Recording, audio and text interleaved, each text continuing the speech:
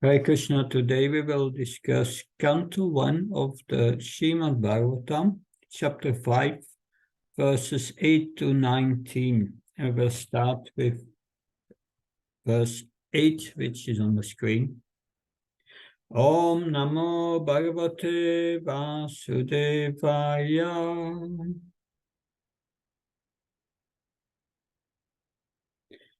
Om Namo Bhagavate Vasudevaya. Om Namo Bhagavate Vasudevaya. Narayanam Namaskrityam Naram Chaiva Narottanam Devim Saraswatim Vyasam Tato Jyamudiyayat. Nastabhayesya Bhadrasu Nityam Bhagavata Sevya Bhagavati Uttamasloke Bhakti Bhavati Naistiki. Text 8. Shri Narada Uvacha Bhavatanudita Payam Yaso Bhagavato Malam Yanarvasana Tushita Manyetat Darshanam Kilam. Shri Narada said, "You have not actually broadcast the sublime and spotless glories of the personality of Godhead. That philosophy which does not satisfy the transcendental senses of the Lord is considered worthless." Omahyanatimanasya janansana snaka shaksuramritam yena tasmai shigurave nama namam vishnupadaya krishnavastaya bhuttale shrimate bhaktivedanta swami namini Namaste Saraswati Deve Gauravani Pacharine Nirvishesha Sunyavadi Paskachai Tesatane. Srila Prabhupada ki. The Srila Vyasadeva, despite having compiled such huge literature, nevertheless he felt dissatisfied at heart. He said in text 30 of the previous chapter, "I'm feeling incomplete, though I myself am fully equipped with everything required by the Vedas." So he was feeling incomplete. Narada Muni, his spiritual master, he started to instruct him. He started to instruct him as to the cause of his feelings of incompleteness and dissatisfaction. And he started to chastise him. Vyasadeva then requested Narada Muni, "Please tell me, what is the difficulty?" Immediately Narada Muni said, "You have not actually broadcast the sublime and spotless glories of the Supreme Personality of Godhead. You are feeling alienated. You are feeling incomplete. You are feeling despondent, like something is missing. So that philosophy which does not satisfy the transcendental senses of the Lord is considered worthless." So who is the glorification meant to satisfy? It is meant to satisfy the transcendental senses of the Lord. Otherwise, if it is done for other purposes, it's not actually proper. It's not proper glorification, and it won't actually satisfy the soul. There will be no Yayatma Subhashidati, or the living entity who is doing the glorification. Now text 9. Yata dharma dayashakta muni varyanu kirtita nattata vasudevasya maima Maimayanuvarnita. Although great sage, you have very broadly described the four principles, beginning with religious performances You have not described the glories of the Supreme Personality of Godhead, Vasudeva. So, although great sage, you have very broadly described the principles beginning with religious performances. You have not described the glories of the Supreme Personality of Godhead, Vasudeva. So what? So dharma, religious practices performed to get artha, material gain. And with that material gain, one then purchases calm, or to fulfill one's desires, or even to come to liberation. But these have been done by Vyasadeva. But you have not described the glories of the Supreme Personality of Godhead. That was missing. Then, and now we have this famous verse. No yat vachas sitapadam mariyaso jagat pavitram prahinita karichit tatvaya samtirtam ushanti manasa no yatra hamsa niramantyusiksaya. Those words which do not describe the glories of the Lord, who alone can sanctify the atmosphere of the whole universe, are considered by saintly persons to be like unto a place of pilgrimage of crows. Since the all-perfect persons are inhabitants of the transcendental abode, they do not derive any pleasure here. So those words who do not describe the glories of the Lord. So even if these words are wonderfully put together, stylistically, metaphorically, using all alliterations and poetic devices, wonderfully put together, artistic, satisfying the finest sentiments of a man, still they are rejected by persons who are considered to be transcendentalists. And they are considered a pilgrimage of crows. In other words, they are places where people look for refuse garbage. So, on the other hand, that literature which is full of descriptions of the transcendental glories of the name, fame, form, pastimes, etc., of the unlimited Lord is a different creation, full of transcendental worlds directed towards bringing a revolution in the impious life of this world's misdirected civilization. So, it is a different creation. It is not composed of fine, subtle material energy. It is composed of something different. It is transcendental. It is beyond matter. It is beyond the material world.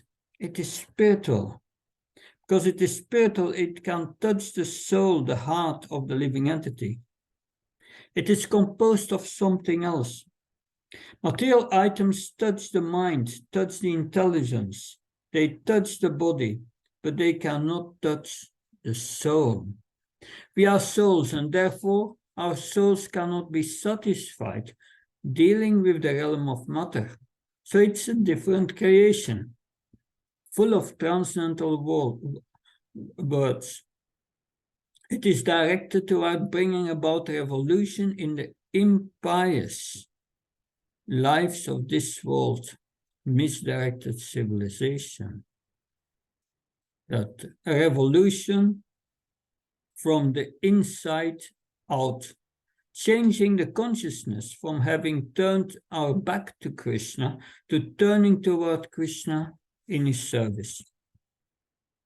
So such transcendental literatures, even though imperfectly composed, are heard, sung, and accepted by purified men who are thoroughly honest. So, yes, this is just the opposite. That is the opposite of mundane literature, where all well composed. These transcendentalists who accept such transcendental literatures have understood that they are parts and parcels of Krishna, and thus servants of Krishna. They have no false ego, and they are wishing to serve the Lord. They accept literature that are transcendental despite the imperfectness in the composition. Now text 12. Naishkarmyam apashodabhavavarchitam naso bhatijnanamalam niranjanam kutapa punasasvat abhadramishvare nasharpitam karma yatapyakaranam.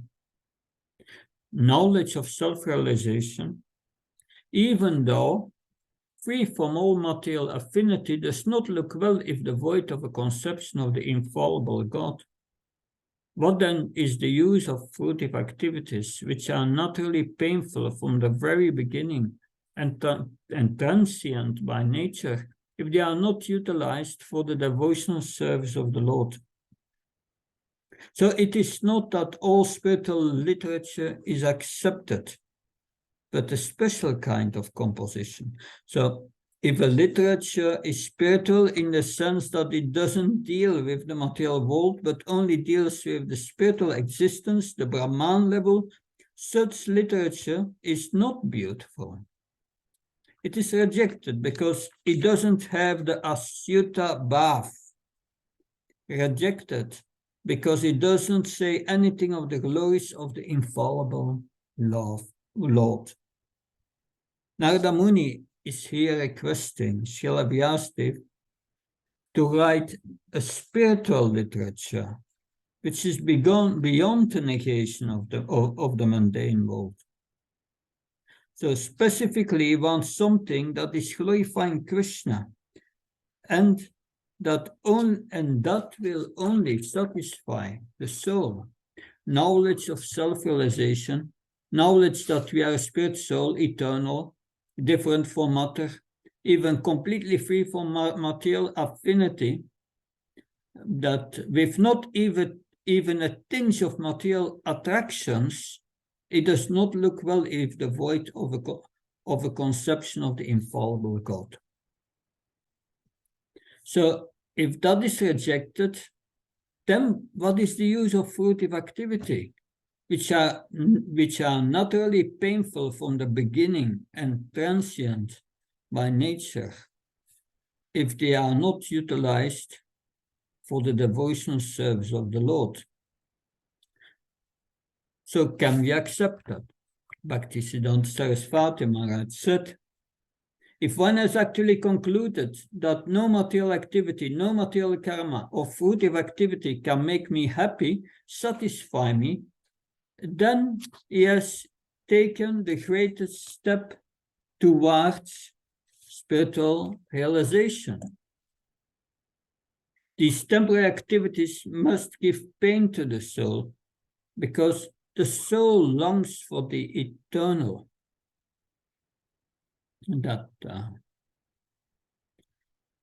So they are painful from the beginning and transient by nature if they are not utilized for the devotional service of the Lord. 13. Ato mahabhaga bhavanamo katik Chadshi shava satyagato ditavata Ukamasya kilabanda muktaye Samadhina susmara tatvichestitam. Of Vyasadeva, your vision is completely perfect. Your fame is spotless. You are firm in vow and situated in truthfulness. And thus you can think of the pastimes of the Lord in trance for liberation of the people in general from all material bondage. So here is instructing Sylvia Sudev what to do. So material literature is rejected, even it is wonderfully composed. Spiritual literature about Krishna is accepted, even if there are flaws in its presentation. So even spiritual literature on the Brahman level are rejected. What to speak of materialistic activities which are painful from the beginning, unless they are offered in the service of Krishna. So mat arpanam. That now Vyasadeva had written about Dharma, Artha, Kama, Moksha, but all these are self-centered. That they are all centered around the false ego. That I will perform religious activities and I will gain artha. My desires will be fulfilled and I will gain moksha. Text 14. Tatonyata kinchanayat vivakshata vitartrisha stat kritarupanamabhi nakarachitvapi sadushtita matich labeta vata hatana ivaspadam. But what is the result? We will see here. Whenever you desire to describe that is separate in vision from the Lord, simply reacts with different forms, names, and results to agitate the mind as the wind agitates a boat which has no resting place. So what is the result of all what is not Krishna-centered activities and which is spoken of? Whatever you desire to describe that is separate from the vision of the Lord is simply reacts with different forms, names, results. It agitates the mind as the wind agitates a boat that has no resting place.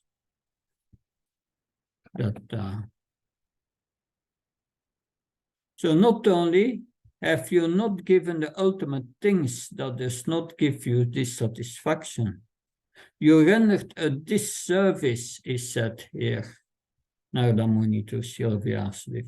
Because by describing Dharma, Artha, Kama, Moksha, they have been encouraged to desire selfish things. In that sense, you played right in the hands of Maya, Narada Muni is saying. You agitated the mind. Yes, I want this. Yes, I want that. Text 15. Chigopsitam dharma krite nusasata svabhavraktasya mahan vyatikrama yat vakyato dharma itara iti tarastito namanyate tasya nivaranam jana. The people in general are naturally inclined to enjoy, and you have encouraged them in the way, in that way, in the name of religion. This is very condemned and is quite unreasonable because they are guided under your instructions. They will accept such activities in the name of religion, and it will hardly and will hardly care for prohibitions. So the people in general are not really inclined to enjoy. And Narada Muni said, you have encouraged them in that way, in the name of religion. If you perform such and such sacrifice to please such and such demigod, you will enjoy in such and such a way. You will enjoy. You can go to the heavenly plans, you can have a wonderful wife, you can get unlimited wealth, your enemies can be destroyed. Just perform these sacrifices. You have encouraged them in that way. So this is the name of religion. But this is not what religion is about. This is very condemned and is quite unreasonable, because they are guided under your instructions. They will accept such activities in the name of religion, and they will hardly care for prohibition. So they will say, Srila Vyasadeva said. They will pull out the Vedas as the authority. So you ghost a disservice, he said. But we know that the Vedas give a gradual progression so that one can advance to karma, to jnana, to yoga, to worship, upasana, kansa. So that is given in that way. So it is an argument. It is an argument. So here, it's an argument for taking a gradual process and not Sarvadarampaja, Mamkan Saranambraja. But then Narada Muni said in text 16, Vishakshano Syarati Veditum Vibor Ananta Parasya Viniftita Sukam Pavachtamanasya Guner Anatmanas Tato Bhavandaksya Shastitam Vibor. The Supreme Lord is unlimited. That only a very expert personality retired from the activities of material happiness deserves to understand this knowledge of spiritual values. So it is actually for the most qualified personalities who are, in one sense, capable to render pure devotional service and surrender to Krishna, because people do have material attachment. Yet, therefore, those who are not so well situated due to material attachment, that they should be shown the ways of transcendental realization by your goodness, through descriptions of the transcendental activities of the Supreme Lord. So by making it seem that there are intermediary goals of great value, but no, but through the descriptions of the transcendental activities of the Lord, because the Lord is so attracted that by hearing about, is so attractive that by hearing about him, one becomes purified on the one hand, and one becomes attracted on the other. This is the process that Narada is recommending to Srila Vyasadeva, not a very gradual process. Around 1969, one devotee wrote Srila Prabhupada a letter and said, since Krishna consciousness is above the level of Brahman understanding, that if one is a devotee that is above that, I think it is better that I first become Brahman realized and then come back and take up devotional service. Srila Prabhupada's reply was, are you chanting your 16 rounds every day? Because the mind will give any excuse, even very laudable excuses, to avoid giving myself to Krishna. Spiritual excuses. But this is the process, even if one is not qualified. Because Srimad Bhagavatam is also known as the Paramahamsa Samhita. It is meant for those who are completely transcendental. So one could say, I shouldn't read this. I should not take part in this Krishna consciousness, because I'm not on that transcendental level. Yet the process has been recommended, is taking part in Krishna consciousness. Narada Muni, it tells Vyasadeva, you should have shown the ways to Krishna consciousness. Don't cheat them and give them another goal. let them hear about Krishna. So one could say that people should be engaged in great intermediate steps, such as performing Vedic rituals and fulfill material desires, calm, and approve that, or everyone should be engaged in Krishna consciousness. So what happens if one surrenders to Krishna on some inspiration and then realizes that one has still so many material desires that one cannot live up to the standards that has been spoken of in the Srimad Bhagavatam? What do we do? Such a person has no strong position in the material world and no strong position in devotional service.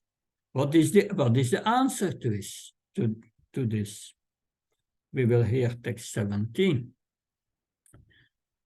Jakva sadaramam saranam bhujam marib bhajanna pakfo tapatet yato yadi yatra kva vabatram adbut amusyakim go bhakta apto bhajatam swadharmata.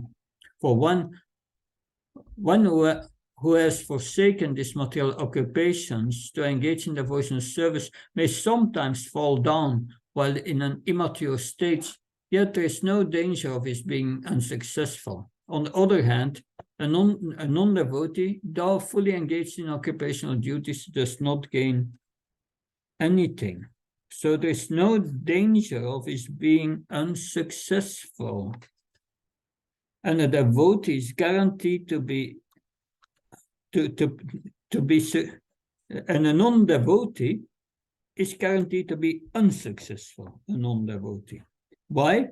Because time will crush everything. It is guaranteed. Everything gained is not gained at all. Let's say that someone has taken a movie of our life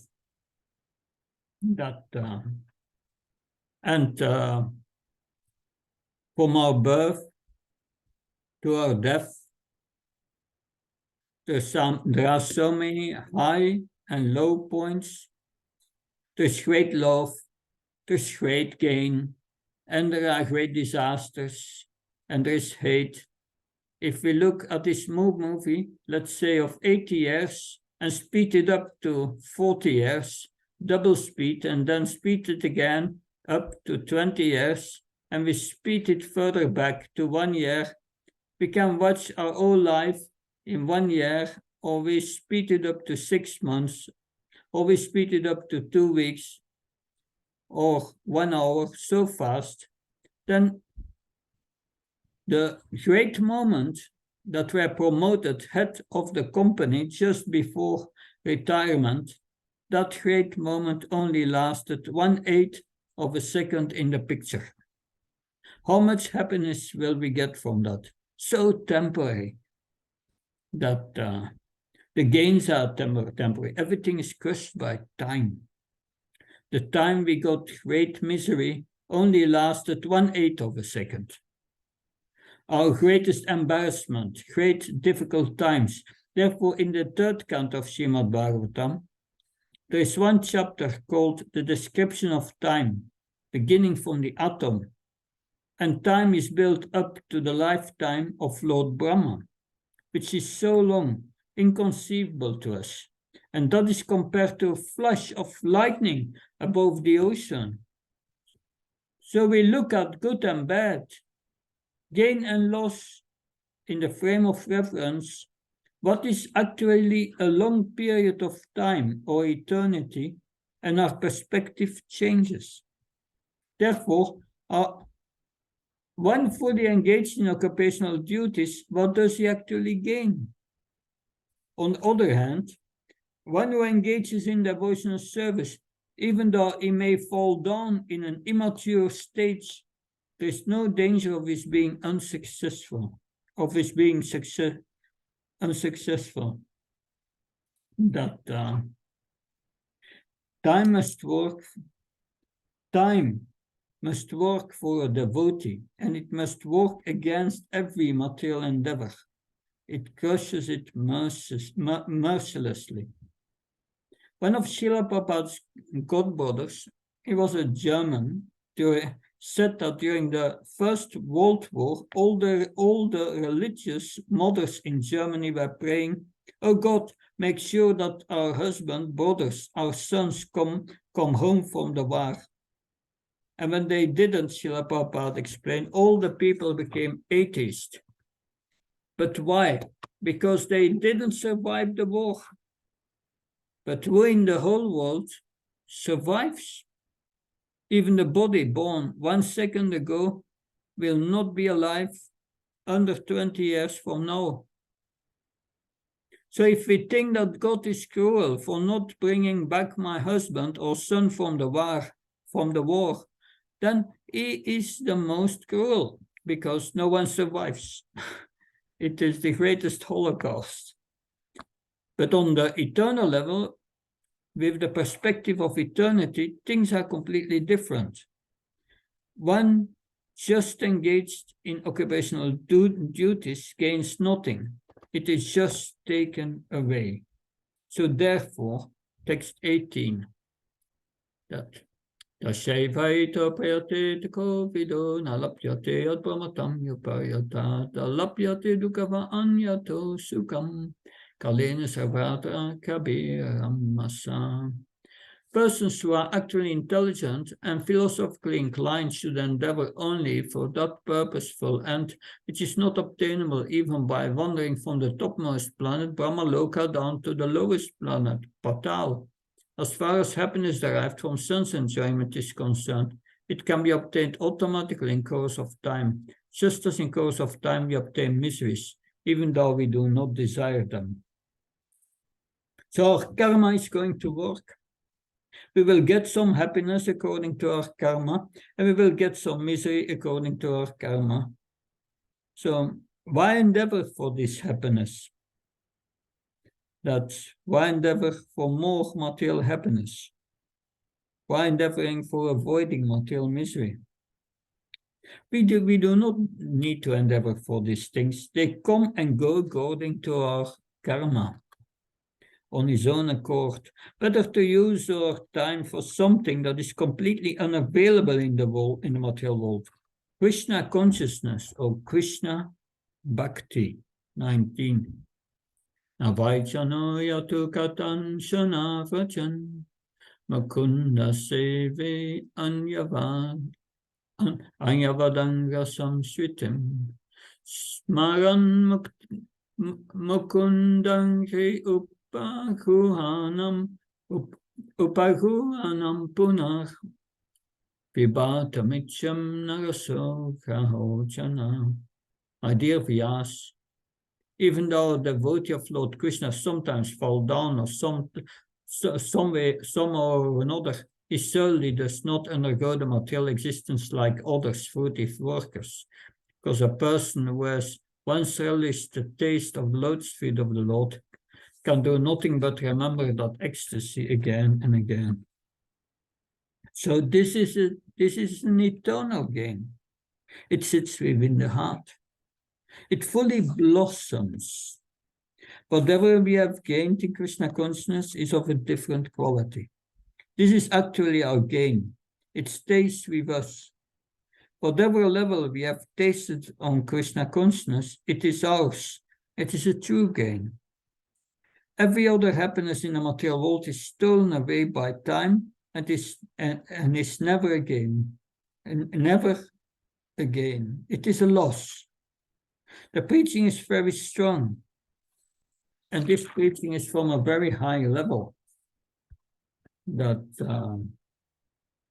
So Narada Muni is preaching very strong. He said you made a mistake by giving and presenting material temporary things as if they were the goal. Your intention was very wonderful, but it was a mistake. Better to give them right from the beginning the real thing. Let them hear about the Lord, and that is the medicine. Text 20. Idam vishvam bhagavam ivetaro yato chiratstana nirodha sambhava. Tadesvam veda bhavans tatapite pradeshamatram bhavata pradashitam. The Supreme Personality of Godhead is himself this cosmos, and still is aloof from it. From him only has this cosmic manifestation emanated. In him it rests, and unto him it enters after annihilation. So, text 20 here is very interesting if we look at it in the context of Srila Vyasadev's feelings of incompleteness. In chapter 4:30, he said, I'm feeling incomplete, although I'm fully equipped with everything required by the Vedas. What is this incompleteness? Incompleteness means that something is missing, alienated, not in harmony with the people around me, with the circumstances around me, separate. Something is missing. So in this verse, text 20, Narada Muni explains the Supreme Personality of Godhead that within this cosmos. So in other words, if we hear this verse, beyond the Lord there is nothing separate from him. Since nothing can be separated from Krishna, we cannot be separated from Krishna. But what Maya does is separating our consciousness from Krishna. Make it appear to us that Krishna is not with us. The cloud doesn't cover the sun. It covers our eyes so that we cannot see the sun. That is the function of Maya. So Krishna is everywhere. He's himself the cosmos. Still he's aloof from it. He's everywhere, and yet he's in Goloka Vrindavan. But from him only has this cosmic manifestation emanated. So there is no question for us to be incomplete, actually. You have your relationship with Krishna. Everyone has their relationship with Krishna. There are no circumstances that occur by chance. We are living in Krishna. Srila Prabhupada explains in a purport of Bhagavad Gita that the devotee lives in the mercy of Krishna. For one who sees me everywhere and sees everything in me, I'm never lost to that person, and he's never lost to me. Lord Krishna says in 6:30 of Bhagavad Gita that and in 8:14 in Bhagavad Gita, Krishna says, Tasyam sulabha partha nitya yuktasya yogina. I'm easy to obtain because of his constant engagement in devotional service. So be always connected with Krishna. Be always connected with Krishna by always seeing him. We have this verse that Tena Kampam Samikshma Bunjatma Ivatma Kitam Pripramari Tvakva Purbe Vidadanam Stechivetium Muktipate Sadayabak. That's this. The devotee sees, yes, I'm suffering, but the Lord gives me only a little suffering because I try to become a devotee. So seeing the hand of the Lord in everything.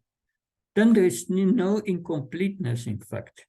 There is no alienation, in fact. There is no separation, in fact. So your good self knows this. So there is nothing that exists separate from Krishna. We will hear about that in the Chatur Shloki of the second canto of the Bhagavad Gita. Now text 21. Tat atmanatmanam avyamohadik parasya pumsa paramatmana kalam Jampajatam charata shivayatam mahan obhava yudayo dehan yatam. Your goodness is perfect vision. You yourself can know the Supreme Personality of Godhead because you are present as the plenary portion of the Lord. Although you are birthless, you have appeared on this earth for the well-being of the people. Please therefore describe the transcendental pastimes of the Personality of Godhead more vividly. And now in text 22, it tells him what he should do. Narada Muni to Vyasadeva. Idam me pumsas tapasa shutasya va shiva shvistasya suktasya sabodhidatayam avichyuterita kavibir nirupito yatutamasloka kunanovarnanam. Learned cycles have positively concluded that the infallible purpose of the advancement of knowledge, namely austerity, study of the Vedas, sacrifice, chanting of hymns, and charity, culminates in the transcendental descriptions of the Lord, which defined in choice poetry. So this is what you should do. That don't describe as if it is separate from Krishna. People have already the tendency to separate things from Krishna in their minds, but nothing is actually separated from Krishna.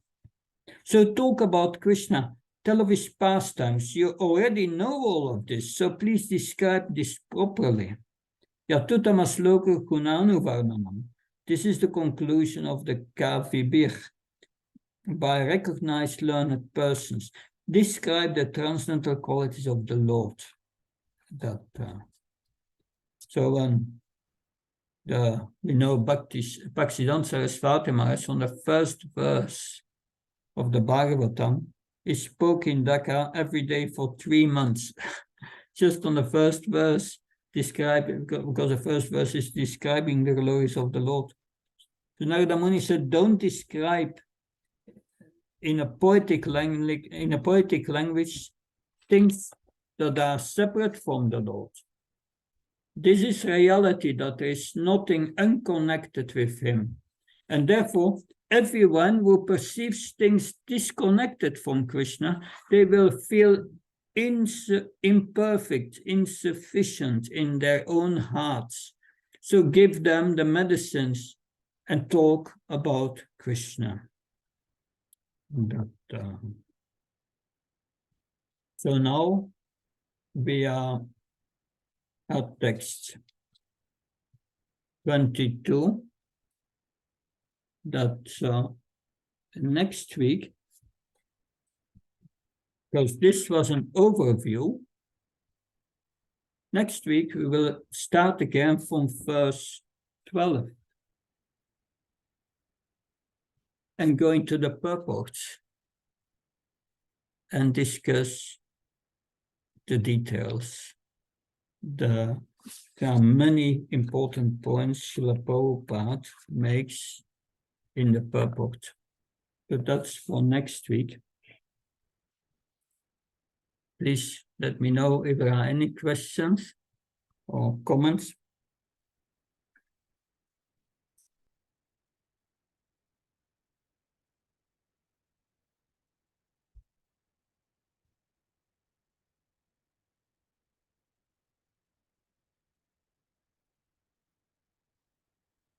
Yeah, unmute.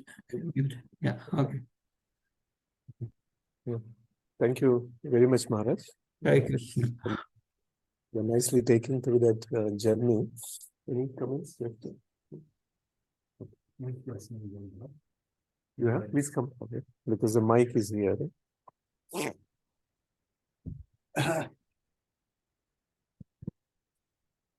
Yeah, go ahead.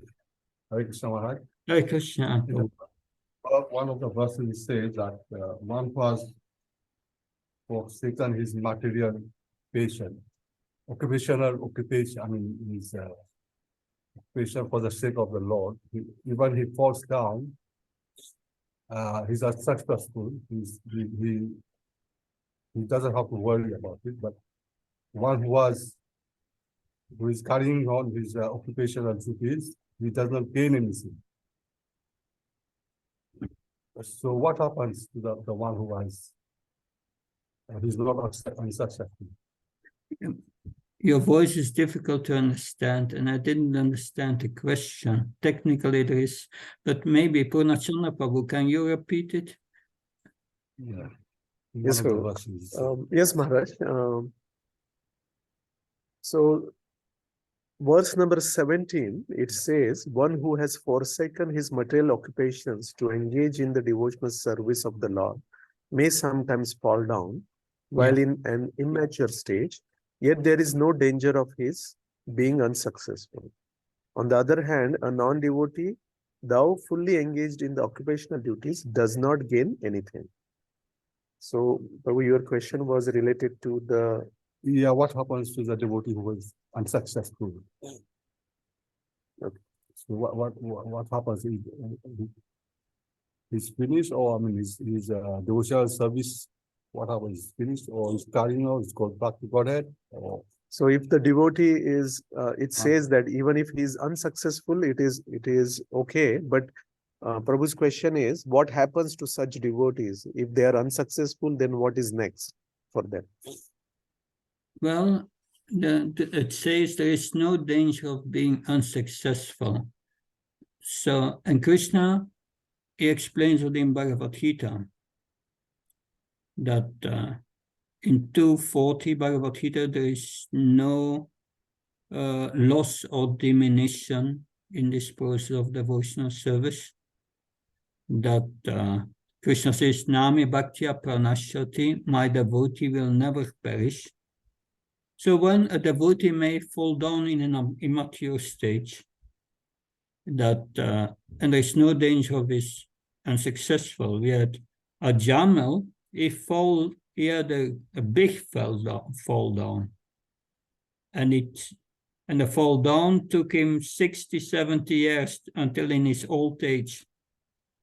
And then Krishna arranged somewhere or another that he came back on the path. That is Krishna, how merciful he is. And that is what Krishna's promise in Bhagavad Gita. Ananya sintyantam yechna parapaste tesam nitya bhayuktam yoga ksena famyam. He says, for my devotee, I protect his spiritual advancement, and I will give him more opportunities to advance more. He says, Yeyatama prabhachate tam ste bhajamyam. I reciprocate with my devotee. And even if one dies, and one is not successful in his next life, Krishna says in the 6th chapter of Bhagavad Gita, if he has got a short practice, he first goes to the heavenly planets and then comes back to the earth and gets an opportunity to associate again with devotees and make advancement. And when one is more advanced, but does not get the perfection, those who have a long practice, devotees who are chanting 16 rounds and try to follow the four relative principles, that's a long practice. If one does that for a few years, that's long practice. Then Krishna says, okay, if one does not get the perfection at that time, one will take birth in a family of advanced transcendentalists, that of pure devotees. And Srila Prabhupada in the purport in Bhagavad Gita writes, I was in that case. I took birth in the family of a pure devotee. My father, Mandev, was a pure devotee. And also my Guru Maharaj, Bhaktivedanta Saraswati Maharaj, he took birth in the family of a pure devotee, Bhaktivinoda Thakur. And by the transcendental system of the Guru Parampara, later we met each other. That was Krishna's arrangement. Does not mean that Srila Prabhupada in his previous life was not perfect. That not at all, but he gives himself out of humility here as an example. That so I remember Bhakti Chara Maharaj, our Guru Maharaj, he gave a seminar that was in the 90s. That and he said the most successful investment, the best investment. And he said the best investment is Krishna consciousness. And that's explained in Bhagavad Gita 240. If you progress only 4% in this life, in your Krishna consciousness, and you fall down, next your life you start with 4%. It's never lost. So it's once we are on the boat of transcendental knowledge, we will cross. There may be some waves and some problems on the way, but finally we will arrive. That is Krishna's promise. Does that help, Prabhu? Thank you. Okay. Thank you, Maharaj. Something else? Yes, Maharaj, if you have time, I have one question. It's related to verse 12. 12, yeah. Yes, Maharaj. So it says, Maharaj, that the activities, if they are not utilized for the devotional service, then there is no use. So Maharaj, I being a grahastha, working outside, my several hours in a day goes in not related to Krishna conscious activities or not remembering, Krishna or his devotees. So how can I understand from this verse? Yeah, but as a devotee, you have a clear purpose to please Krishna. And we may forget that sometimes. Our mind may be absorbed temporarily in other things, but that does not mean that you have rejected the goal. Like when you go to the airport and you pick up your spiritual master, and you're driving with the car to the temple, and he's sitting in the back. And while driving, you don't think of your spiritual master. You must look at all the traffic signs, and your mind is very busy with it. But will you forget that Krishna is in the back? Will you forget that your spiritual master is in the back of the car? No. The purpose is you are driving him. So in that way, we may forget, but the purpose of our life is to please Krishna. That at least in the beginning stages, we forget. You have devotional service. The service is external, and the devotion is internal. And sometimes we are missing the internal and are only busy with service. Because you are working, but you are using your salary for your family, who are devotees. So you are working for devotees. And your house is a temple. So you are working for the temple. So that's indirect. So, but it's a gradual process. When one becomes more advanced while doing your job, you will think of Krishna. And you will have challenges in your work. And when you go to these challenges, you can pray to Krishna, please help me. I'm doing it for you. And I must do my work perfect. Because it's not ordinary work, it's for Krishna. And that was the hallmark of Bhakti Chara Maharaj also. Everything for Krishna must be first class. You look at the Ujjain temple, it's first class all. and he built it in 11 months. This is not an ordinary achievement, but that is what we can learn from him, that do your work first class, because it's for Krishna. Does that help, Purnachandra Prabhu? Yes. I'm Yes, only trying my best to help. But No, it is very helpful, Maharaj. Your answer, as well as you meeting us every week. Yeah. And helping us in ISKCON Bhagavad Mahavidyalaya. That is, amazing, Maharaj. Thank you. I try my best only, and I can only do things by the mercy of Bhakti Charamach and Srila Prabhupada. My contribution is insignificant. Thank you. Hare Thank you. Krishna. Jai Hare Prabhupada. Krishna. Jai Prabhupada. Hare Krishna.